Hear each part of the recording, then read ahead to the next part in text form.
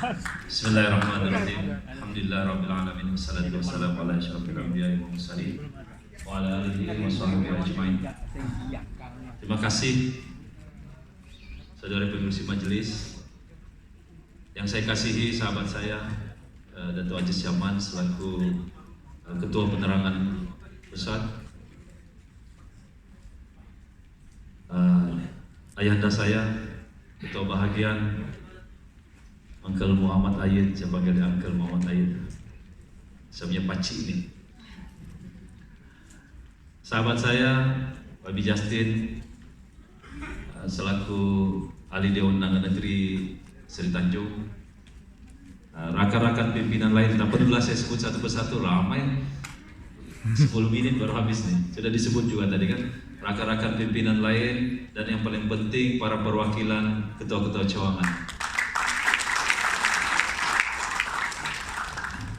Terlebih dahulu kita panjatkan kesyukuran kepada Allah Subhanahu wa taala karena dengan limpah kurnianya kita dapat mengadakan perhimpunan agung, ya, perhimpunan agung bahagian Tawau pada hari ini.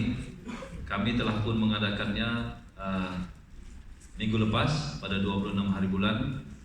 Terima kasih juga bahagian Tawau karena datang hadir bersama kami pada minggu lepas. Jadi tuan-tuan dan puan-puan sekalian, ada beberapa perkara yang perlu saya sentuh berkenaan dengan kekuatan pati. Kita sering mendengar amanat daripada Presiden bahwa kita disuruh ataupun diarahkan untuk memperkuatkan pati kita sendiri dahulu. Jadi tuan-tuan dan puan-puan, di kawasan saya di Kalabakan kita ada 269 cawangan. Alhamdulillah baru-baru perhimpunan kita kehadiran kita mencapai lebih kurang 1000 orang yang hadir, dan itu pun kami limitkan. Yang pulau kami benarkan datang 2 orang saja, sebab kos pengangkutan dan sebagainya kami tidak mampu untuk tanggung. Jadi adalah rakan-rakan lain yang membantu, khususnya naib ketua bahagian kami ini, dia banyak bantu kalau di pulau, dia yang sponsor board untuk hadir. Alhamdulillah, terima kasih banyak. Saya perlu sebutkan di sini sebab saya lupa sebutkan karena semangat saya di perhimpunan sana, saya lupa sebutkan penghargaan saya kepada beliau. Jadi tuan-tuan dan puan-puan sekalian, untuk memperkuatkan pati ada beberapa faktor. Ya, yang paling penting sekali sebelum kita turun ke akar umbi, menarik minat pengundi-pengundi ataupun orang atas pagar untuk menyokong ataupun mengundi kita, yang paling penting adalah engagement kita dulu dengan ketua-ketua bahagian, ketua-ketua sayap cawangan, ketua-ketua cawangan, ketua-ketua wirawati, dan juga ketua wanita cawangan. Ini yang paling penting. Ya, kalau kita tidak dapat engage dengan mereka, dan saya dipahamkan bagian tahu ada 117 cawangan, tapi yang dapat bermusyawarah cuma 69 cawangan. Jadi agak rugi kita sebab kita tidak dapat engage dengan rakan-rakan kita, ketua-ketua cawangan yang lain untuk bersama-sama kita. Jadi itulah yang paling penting, kita selalu turun bersama-sama, melihat, mendengar, dan buat keputusan bersama di bawah untuk pastikan mereka terus menyokong kita. Lepas itu sudah kita buat engagement dengan ahli-ahli kita, ketua-ketua cawangan kita, barulah kita bentuk satu kerjasama, satu gabungan untuk kita dekati orang-orang atas pagar yang mau menyokong kita, yang mau bersama kita. Ya, kalau kita selalu engage dengan mereka, sudah pasti kita bagi penerangan-penerangan apa halat tujuh pati kita, apa sebenarnya yang kita perjuangkan. Saya rasa mereka akan tertarik bersama-sama kita, ya.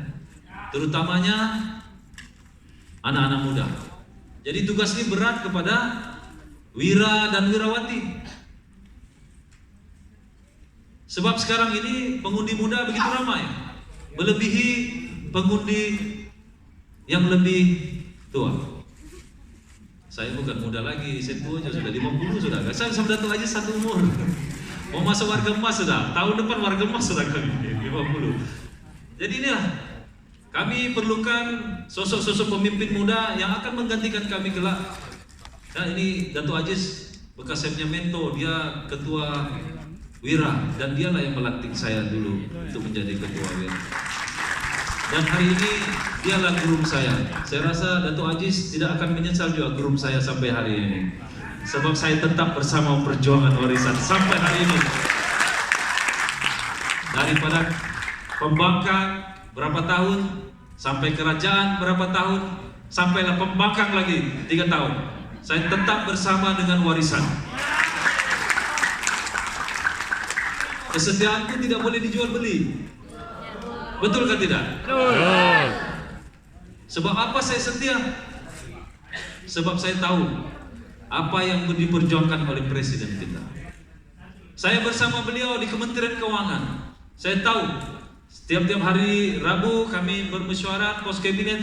Saya tahu hala tuju dia.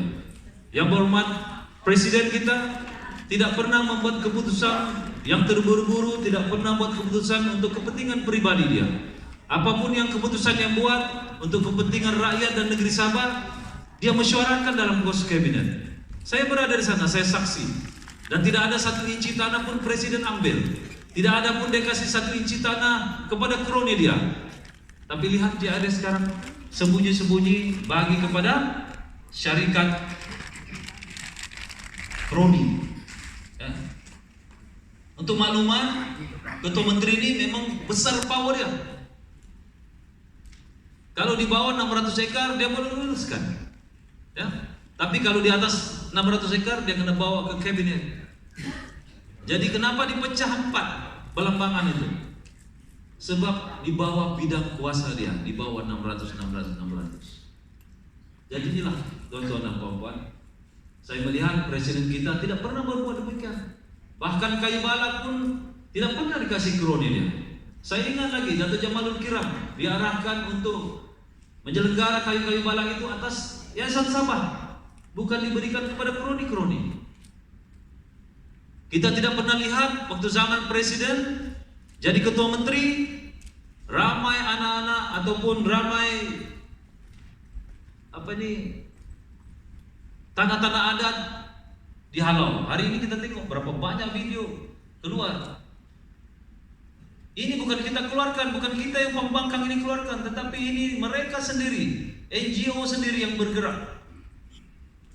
Kita tidak pernah. Saya masih ingat semasa pos cabinet meeting, yang berhormat presiden mengarahkan bentuk 1 jawatan kuasa pewartaan kampung. Saya masih ingat dipengurusikan sendiri oleh pengarah JTU. Di sana ada pengarah hasil bumi, konservasi hutan, dan dia arahkan supaya semua tanah-tanah adat orang kampung yang berada di dalam hutan simpan dikeluarkan dan diberikan kepada orang kampung.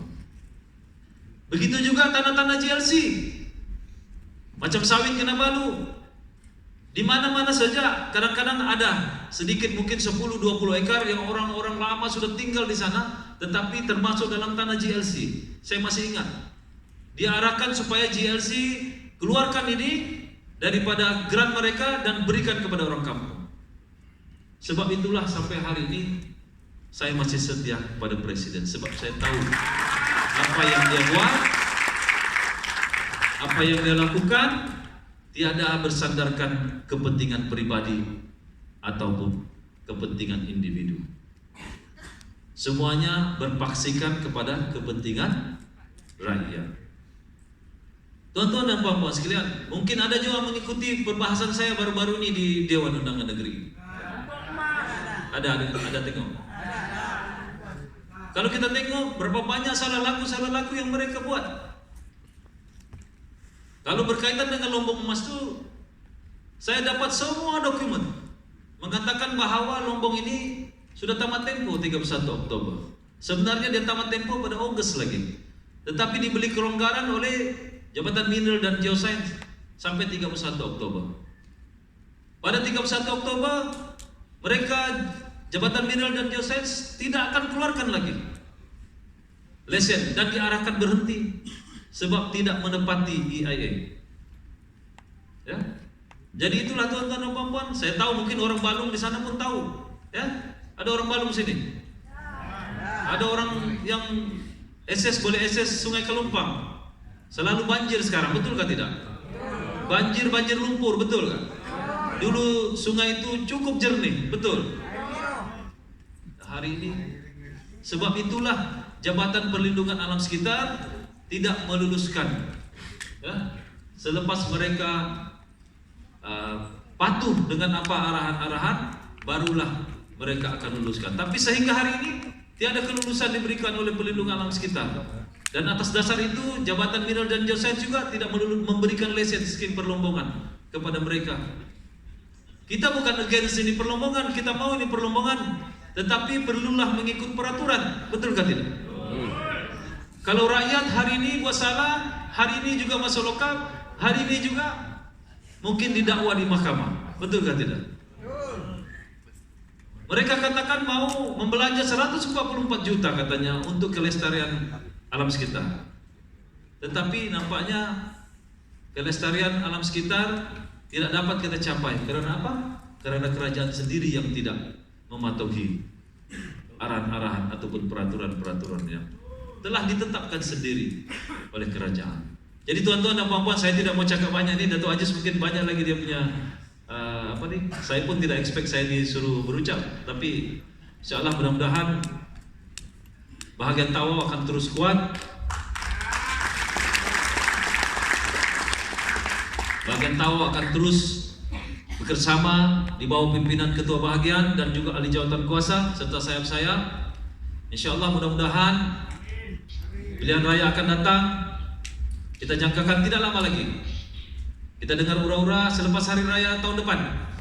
Jadi mungkin 5-6 bulan lagi. Ini kalilah. Jangan cakap saja, ini kalilah. Ya, nanti pilihan raya banyak yang merajuk-rajuk lagi.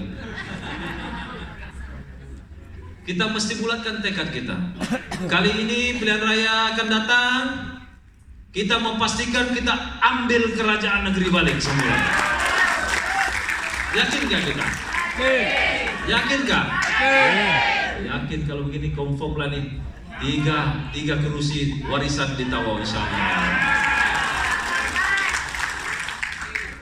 Mesti mau pecah rekod. 2 kali sudah pilihan raya Tawau belum dapat 1 pun. Saya cabar ini kali, mudah-mudahan Tawau boleh dapat 3 kursi.